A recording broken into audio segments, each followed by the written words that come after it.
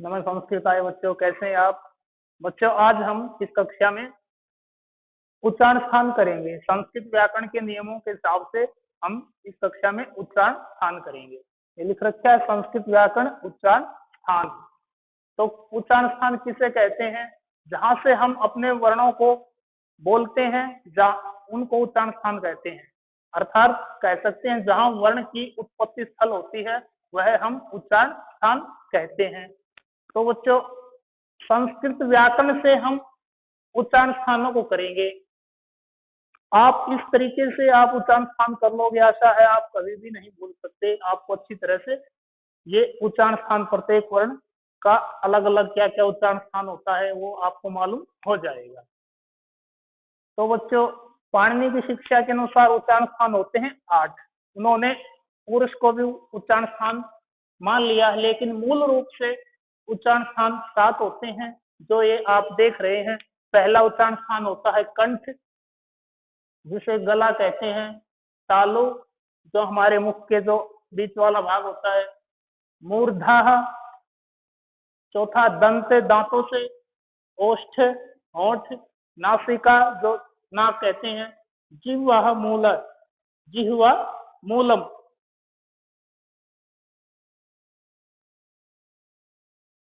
ये जिह्वा मूलम। ठीक है बच्चों, ये 7 होते हैं उच्चारण स्थान। मूल रूप से 7 ही उच्चारण स्थान होते हैं।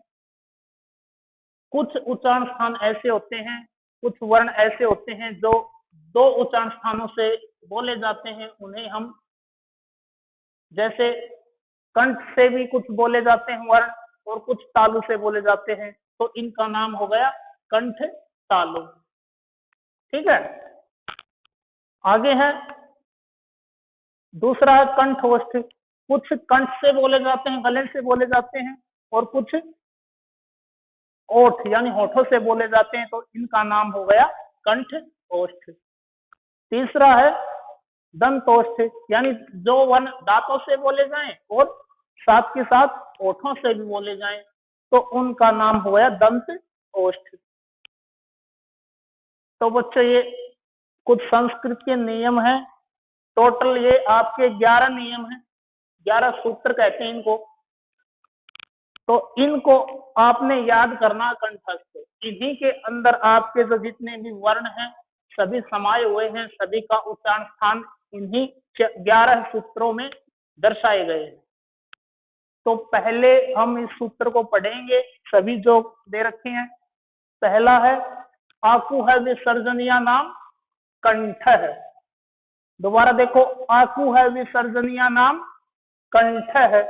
दूसरा है ईचु यशानाम तालु। तीसरा है ऋतुरसानाम मूर्धा। चौथा है लरितुर्लसानाम दंत है।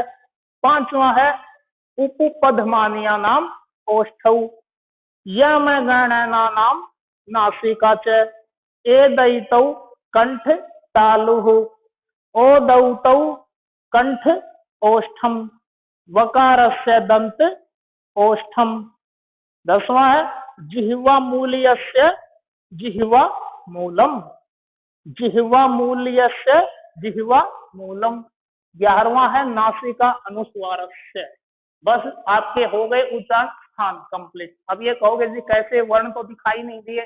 तो इन सूत्रों के अंदर ही वर्ण समाये हुए हैं। कैसे हैं देखो, पहला है आकु है विसर्जनीय नाम कंठ है। इस सूत्र को समझते हैं। आ का अर्थ होता है ए और आ दोनों।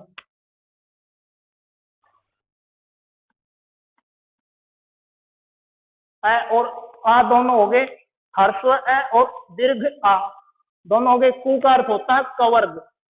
ठीक है, कवर्ग में 5 वर्ण होते हैं, क, ख,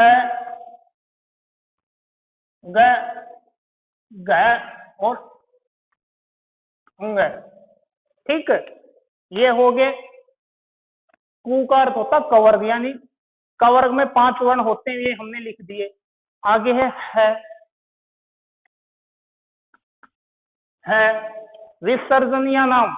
विसर्ग यानी विसर्ग कह रहे हैं, तो साथ में विसर्ग जो 2 बिंदी होती है, इनका उच्चारण स्थान होता कंठ। यानी ये वर्ण जो जितने भी ये वर्ण लिखे हैं ये सभी कंठ से बोले जाते हैं। जैसे बोलकर देख लो, आ, व, ख, ग, घ, ng, है, और विसर्ग का तो आप जानते हो हकार की ध्वनि आती है। तो इनका तमाम जो ये दिए गए हैं, संपूर्ण जो दिए गए हैं वर्ण सारे, इनका उच्चारण स्थान होता है कंठ, यानी ये गले से बोले जाते हैं। दूसरा है ईचु यशा नाम तालु। इसका क्या अर्थ होता है बच्चों? ई में दोनों ई होती हैं, ह्रस्व ई और दीर्घ ई। ठीक है, इस ई का मतलब है ह्रस्व ई और दीर्घ ई। चू का अर्थ होता है चवर्ग। चवर्ग में 5 वर्ण होते हैं, च, छ, ज, झ, य। चू का अर्थ होता है चवर्ग। ई, च, छ, ज, झ, य, ये आपका चवर्ग हो गया। आगे है यह, इसके साथ में यह और श।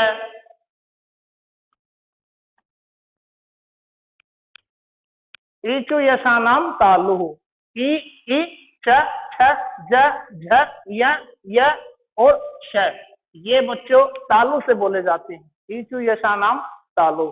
इन वर्णों का उच्चारण स्थान होता है तालु। बोलकर देख लो, हमारी जिह्वा मुख के अंदर जहां स्पर्श करती है, मुख के जिस भाग को स्पर्श करती है वो हमारा तालु होता है। ई, च, छ, ज, झ, य और श, ये होते हैं आपके तालु वर्ण। तीसरा है ऋतु रसाणाम मूर्धा। री का अर्थ होता है री। टू का अर्थ होता है टवर्ग। ट, ठ, ड, ढ, ण। ठीक है बच्चों, ये 5 वर्ण होते हैं टवर्ग में, ट, ठ, ड, ढ, ण। फिर है र, फिर है श। इन वर्णों का उच्चारण स्थान होता मूर्धा। बोलकर देख लो, रे, ट, ठ, ड, ढ, ण, र, श, ये मूर्धन्य शकार है, ये ऊपर वाला था तालु शकार। ठीक है, इन वर्णों को बोला जाता है मूर्धा से। क्या उच्चारण स्थान होता है? मूर्धा। जब हम इन वर्णों को उच्चारण करेंगे, इन वर्णों का उच्चारण करेंगे, जब हमारी जिह्वा जिस भाग को स्पर्श करती है वो आपका मूर्धा होता है। आगे है लरितु लसानाम दंत है। लरी का अर्थ होता है लरी, ये स्वर होता है संस्कृत में। टू का अर्थ होता है थ वर्ग, त, थ, द, ध और न। त, थ, द, ध, न। ठीक है, ये त वर्ग हो गया। त वर्ग में 5 ही वर्ण होते हैं और साथ में ल, ल, और ये है सा नाम यानी स। ये आ गया आपका दंत सकार।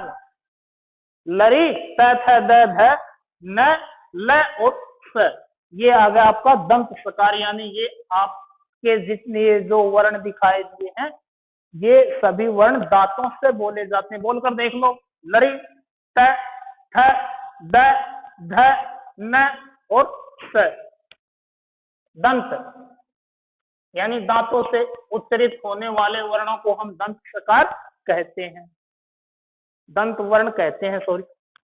उपपदमानिया नाम ओष्ठौ।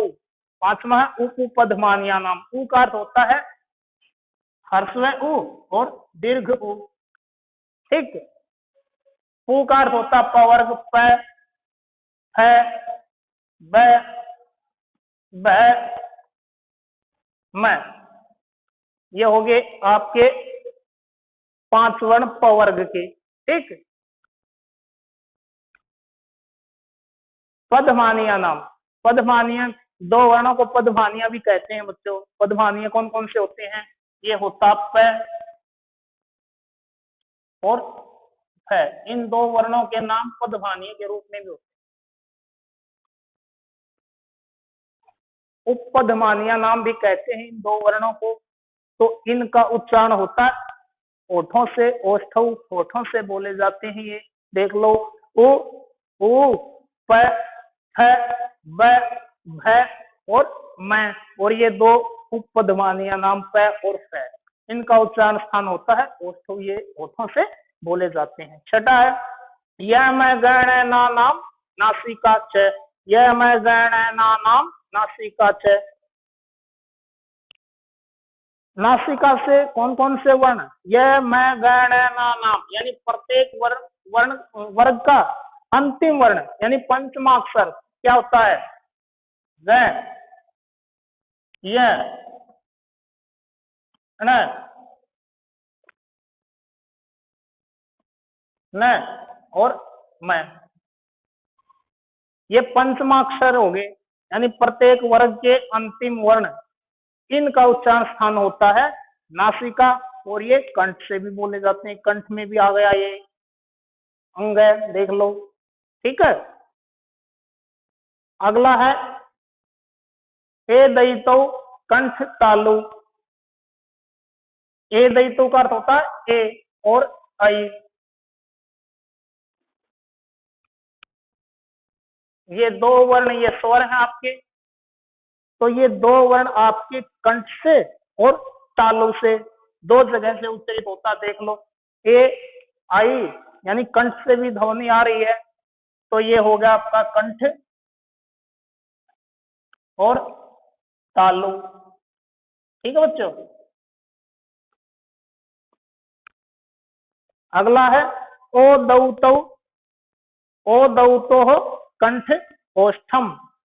इसमें दो वर्ण समाये हुए हैं, कौन कौन से हैं, ओ और औ। इनका उच्चारण स्थान होता कंठ और होठों से। ठीक है, कंठ ओष्ठम ये दो शब्द हैं, कंठ और होठ। बोलकर देख लो, ओ औ यानी औ का उच्चारण हो रहा है कंठ से और ओ का हो रहा है होठ से, इनका होता है कंठ ओष्ठम। आगे है वकारस्य दंत ओष्ठम। वकारस्य का अर्थ होता है वह व्यंजन, वकार का यानी वह का, दंत ओष्ठम दंत और ओष्ठ होता है, दांतों से और ओठों से बोला जाता है। तो इसका एक ही वर्ण हो गया वह। ठीक है, ये हो गया बच्चों वह। अगला है जिह्वा मूल्यस्य जिह्वा मूलम। दो वर्ण ऐसे होते हैं बच्चों जिनको संस्कृत में जिह्वा मूलम कहते हैं। वे दो वर्ण कौन से होते हैं, वे दो वर्ण होते हैं क और ख।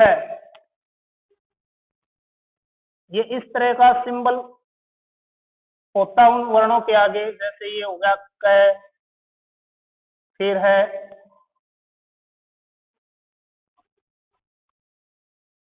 ये इस तरह की लाइन लगी होती है, सिंबल लगा होता है। जहां भी ये लगा दिख जाए इन अक्षरों के सामने, तो आपने समझ लेना कि ये जिह्वा मूलम है। इनका उच्चारण स्थान जिह्वा मूलम होता है, यानी जीभ से बोले जाते हैं। जिह्वा मूल्यस्य जिह्वा मूलम। ठीक है, ये दो वर्ण होते हैं क और ख, जिह्वा मूलम। ये हो गया आपके 10। 11वां ये ऊपर लिख रखा है, नीचे जगह नहीं थी इसलिए ऊपर लिख दिया। नासिका अनुस्वारस्य। नासिका यानी नाक से, अनुस्वार से अनुस्वार को। अनुस्वार कल हमने पढ़ा था बच्चों, एक बिंदी होती है, ये आपका अनुस्वार होता है, यानी किसी अक्षर के ऊपर लगाई जाती है। इसका उच्चारण स्थान होता है नासिका, यानी ये नाक से बोले जाते हैं। तो बच्चे ये तमाम जो 11 जो सूत्र आपके सामने दिखाई दे रहे हैं, इन सभी में सारे वर्ण समाये हुए हैं। तो आपने ये 11 सूत्र याद कर रखने हैं। आपका जो संपूर्ण जो उच्चारण स्थान जो तालिका होती है वो आपको कंठस्थ याद हो जाएगी। बहुत ही आसान तरीके से दर्शाई गई है ये, किसी भी प्रकार की कोई समस्या उत्पन्न नहीं होगी। तो एक बार फिर बोलकर देख लो, ले उच्चारण फिर करते हैं सूत्रों का। पहला है अकुह विसर्जनीय नाम कंठ है, ईचु यशा नाम तालुः, ऋतुरसाणाम मूर्धः, लरितुर्लसा नाम दंत है, उपपधमानिया नाम ओष्ठौ, यम गणना नाम नासिका च, ए दयितौ कंठ तालुः, ओ दौतोः कंठ ओष्ठम, वकारस्य दंत ओष्ठम, जिह्वा मूल्यस्य जिह्वा मूलम, ये हो गया आपका क ख ग। और नासिका अनुस्वार से, यानी जो अनुस्वार होता है उसका उच्चारण स्थान होता है नासिका, नाक से बोले जाते हैं।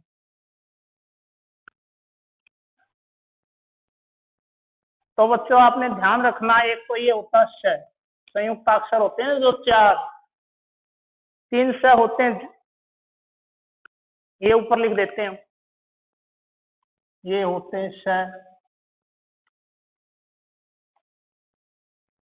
ये 3 श होते हैं, चाहे हिंदी हो चाहे संस्कृत हो। देखिए तो एक श होता है, कहाँ गया एक, तालु, तालुस्कार होता है, इसका अर्थ है ये नहीं कि आप तलगम वाला कहोगे, इसको तालव्यस्कार कहते हैं, ठीक है। और ये दूसरा होता है, कहते हैं षटकोण वाला से, षटकोण वाला नहीं होता ये होता मूर्धास्कार, ये रहा मूर्धास्कार। और ये तीसरा है दंत सकार, कई कहेंगे सड़क वाला सकार, लेकिन ऐसा न हो, आप इसका नाम रखो दंत सकार, ये रहा, यानी दांतों से उच्चरित होने वाले वर्ण को दंत सकार कहते हैं। तो ये हो गया तालुस्कार, ये हो गया मूर्धन्यस्कार, ये हो गया दंत स्कार। इसका श, श और स ऐसे उच्चारण होता बच्चों। तो बच्चों आज के लिए इतना ही, आशा है ये जो उच्चारण स्थान आपको समझाए गए हैं समझ में आ गए होंगे। और ये ज्यादा से ज्यादा आप ये जो जितने सूत्र दे रखे हैं 11 ही हैं, ज्यादा नहीं है, इनको आप कंठस्थ याद कर लो। जीवन में कभी भी आपके सामने उच्चारण स्थान संबंधी कोई भी समस्या उत्पन्न नहीं होगी। आज के लिए बच्चों इतना ही, जो ये काम दिया है आपने अपनी कॉपी में नोट करना है और याद करने का प्रयत्न करना है। धन्यवाद।